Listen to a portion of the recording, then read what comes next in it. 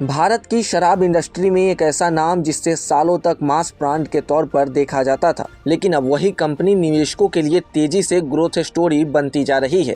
और इसकी वजह है आंध्र प्रदेश सरकार का एक बड़ा फैसला, सिर्फ एक सरकारी मंजूरी और कंपनी के शेयर में लगा 5% का अपर सर्किट। मार्केट कैप पहुंच गई करीब 16,000 करोड़ रुपए के आसपास और निवेशकों को दिखने लगा एक नया विस्तार, एक नया बिजनेस गेम।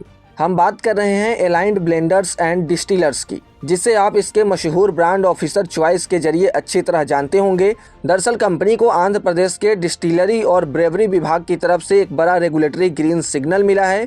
सरकार ने कंपनी के लंबे समय से अटके हुए प्रोजेक्ट के लिए लेटर ऑफ इंटेंट यानी कि LOI को दोबारा बहाल कर दिया है, जो अब सितंबर 2028 तक वैलिड रहेगा। अब सवाल है कि आखिर इस मंजूरी में ऐसा क्या है कि शेयर बाजार ने इसे इतना बड़ा पॉजिटिव संकेत मान लिया। तो असल खेल छिपा है साउथ इंडिया में। भारत की संगठित शराब इंडस्ट्री का बड़ा हिस्सा दक्षिण भारत से आता है, यानी जहां डिमांड सबसे ज़्यादा है। वहां अगर कंपनी अपनी मैन्युफैक्चरिंग क्षमता बढ़ा ले तो उसका सीधा फायदा लागत, सप्लाई और मुनाफे तीनों पर पड़ता है। बता दें कि कंपनी के प्रस्तावित प्लांट की हर साल करीब 46.5 लाख केस संभालने की क्षमता का लक्ष्य है। मतलब अब कंपनी को दूसरे राज्यों से माल भेजने पर उतना निर्भर नहीं रहना पड़ेगा। इसका सबसे बड़ा फायदा होगा फ्रेट कॉस्ट में कमी, क्योंकि शराब इंडस्ट्री में ट्रांसपोर्टेशन कॉस्ट बहुत मायने रखती है।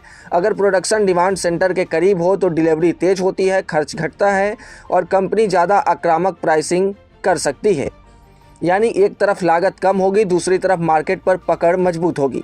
और यही वजह है कि निवेशक इस प्रोजेक्ट को सिर्फ नया प्लांट नहीं बल्कि एक लॉन्ग टर्म ग्रोथ इंजन के तौर पर देख रहे हैं। दिलचस्प बात यह है कि कंपनी पहले से ही भारत की तीसरी सबसे बड़ी स्पिरिट्स कंपनी मानी जाती है। इसके पोर्टफोलियो में ऑफिसर चॉइस, स्टेरलिंग रिजर्व और जोया गिन जैसे बड़े ब्रांड शामिल हैं। अब अगर कंपनी की वित्तीय प्रदर्शन की बात करें तो Q3 FY26 में कंपनी का रेवेन्यू 1003 करोड़ रुपए पहुंच गया, जो कि पिछले साल इसी तिमाही में 974 करोड़ रुपए था। ऑपरेटिंग मार्जिन की बात करें तो यह 12% से बढ़कर 14% हो गया और नेट प्रॉफिट भी करीब 12% बढ़कर 64 करोड़ रुपए पहुंच गया। यानी कंपनी सिर्फ विस्तार ही नहीं कर रही बल्कि उसके नंबर भी लगातार मजबूत हो रहे हैं। फिलहाल मार्केट का संकेत साफ है, निवेशक अब सिर्फ शराब बेचने वाली कंपनी नहीं बल्कि सप्लाई चेन मजबूत करने वाली, लागत घटाने वाली और नए बाजारों में तेजी से फैलने वाली कंपनी को देख रहे हैं।